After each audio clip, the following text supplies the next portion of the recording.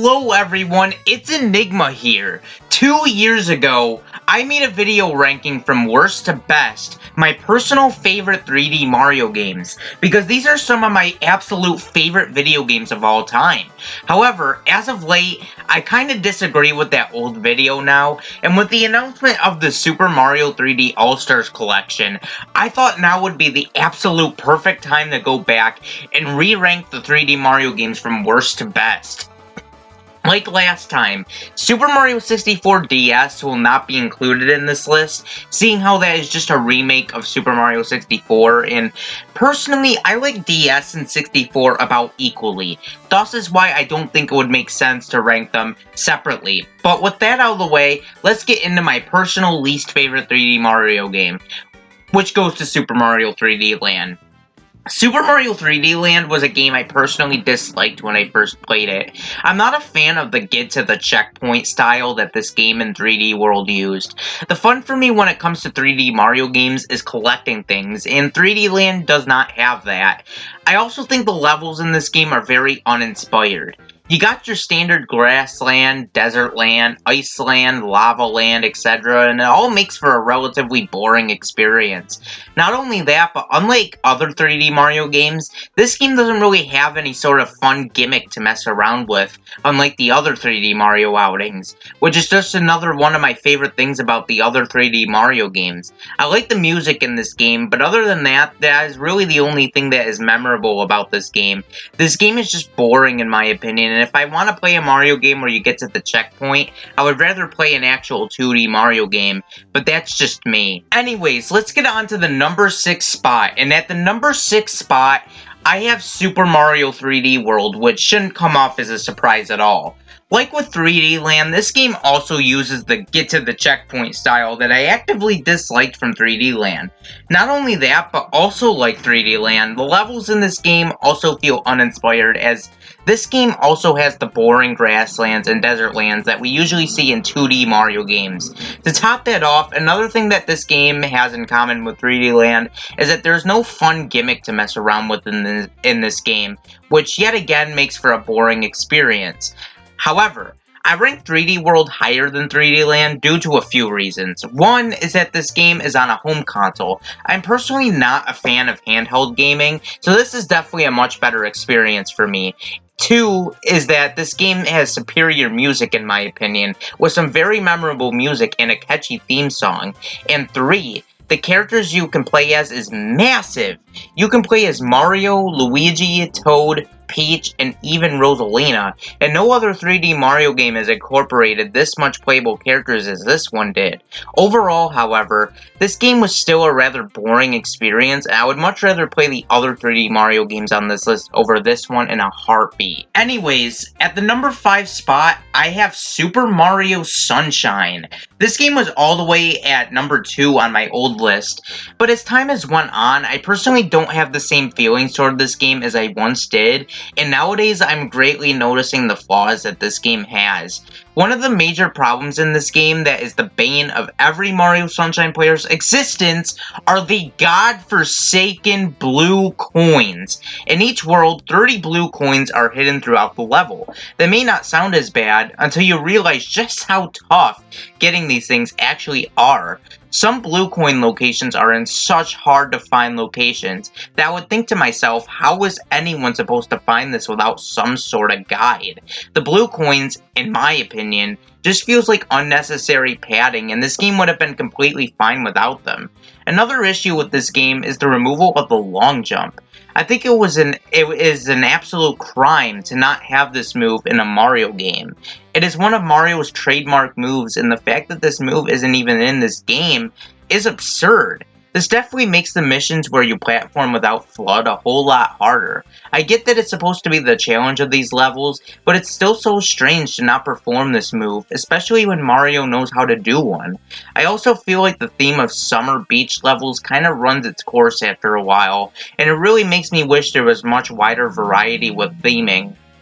However, despite all of these complaints I had with this game, I still think Sunshine is a phenomenal game and even underrated.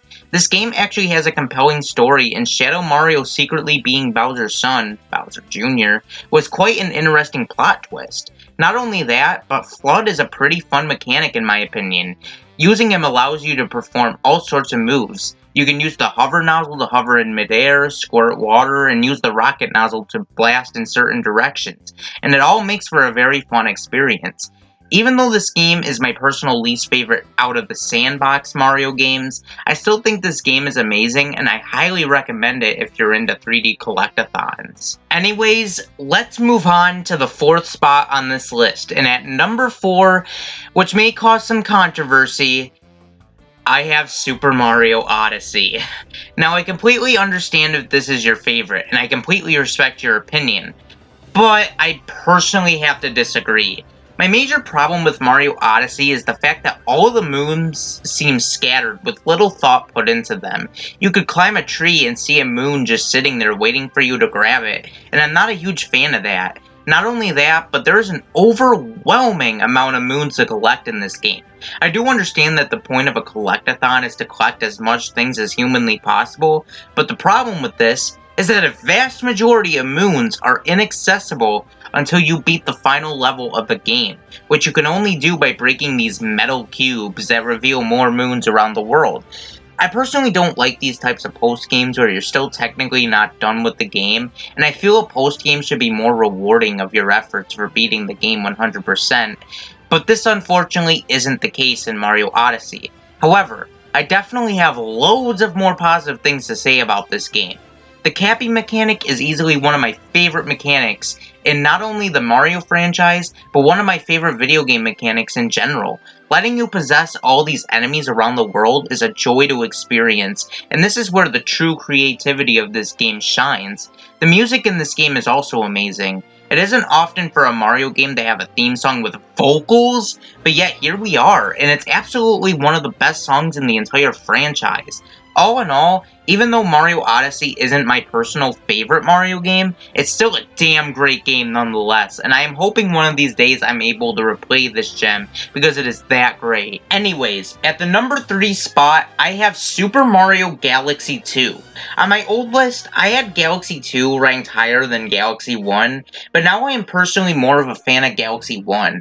Even still, this game is still a great time throughout, hence why it's at number 3. My problem with this game is the same problem I have with Odyssey, in that a great chunk of stars are inaccessible until you complete the final level of the game, which unlocks the Green Star missions. Now, the Green Star missions are definitely some of the hardest missions in Mario history, in my personal opinion, and I do think these are much more enjoyable and rewarding to earn than the extra moons in Mario Odyssey, but it's still something I'm not a fan of nonetheless. However, that is really my only real complaint with this game. Everything else is great from start to finish. Yoshi is in this game, who is absent from Galaxy 1, which is cool. The gravity mechanic is loads of fun as well. Sometimes I love to just long jump and see just how far Mario will go around the planet, and it's always a joy to experience. This game is also pretty challenging in my opinion, and it features one of the hardest levels in any 3D platformer in my opinion, with the perfect run. And beating that level for the first time was honestly one of my most proud gaming moments of all time. All in all, Galaxy 2 was a blast, pun intended, from start to finish. It's unfortunate this game isn't going to be in the 3D All-Stars collection, but if I had to pull out my Wii just to play this game, I absolutely would. That is how great this game is. Anyways, at the number 2 spot, I have Galaxy 1. Like I said, Galaxy 1 is a game I personally just enjoy a bit more than the sequel. I feel like this game has an absolutely fantastic storyline, and this game was the first real game where I've truly showed emotional attachment towards these characters. Not joking, when I beat this game, I cried. Having the Lumas all plummet to their death just to save Mario did get a few tears out of me, and it's definitely something that other Mario games wouldn't have in them. This right here is the only reason why I rank this game higher than Galaxy 2. Other than that, a lot of the things I absolutely adored about Galaxy 2 are present in this game. Like the insanely fun gravity gimmick, the music, in my opinion, is not only the best music in a Mario game, but this game's soundtrack is my favorite out of any video game ever made.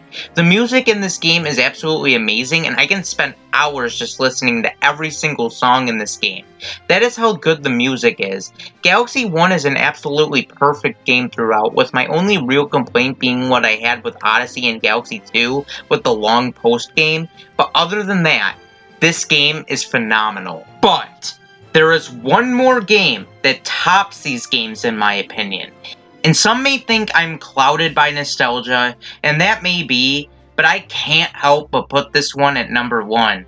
So without further ado, being completely unchanged from my last list, the number 1 spot still goes to Super Mario 64. What can I say about this game that hasn't been said already? This game shaped gaming as we know today, and 20 years later, this game is still a fun game to play through. The levels in this game are easily the most memorable levels in any 3D platformer, and it is so much fun to explore all the worlds and gain more power from the stars to finally save the princess and defeat Bowser once and for all. The game might not have aged well as much as the other 3D Mario games, but out of any game on this list, this is the one I'm always most excited to revisit out of any of the other 3D Mario games. It's so rewarding to collect stars, and it's fun to use all the power-ups in this game, like the Metal Cap, Vanish Cap, and especially the Wing Cap. Even though Galaxy 1 has my vote for the best soundtrack out of these games, 64 and Galaxy 2 are a close second in that regard. This game easily has the most memorable songs in this game, and the staff roll at the end of the game is easily one of the best Mario songs of all time. This game also has the best post-game, as when you beat the game, you are able to go on top of the roof of the castle, and Yoshi even makes a surprise cameo and gives you 100 lives and a sparkly triple jump, which is cool. This game is not only my favorite 3D Mario game, but this game is my favorite Mario game in general, and I'm beyond excited to go back and replay this game in the 3D All-Stars collection. Also, DS is cool too, just throwing it out there. So yeah, this is my newly ranked list of my favorite 3D Mario games. What are your opinions, and tell me in the comments below how you would rank the 3D Mario games. I would love to hear it. Anyways, this has been Enigma, and peace. See you next time.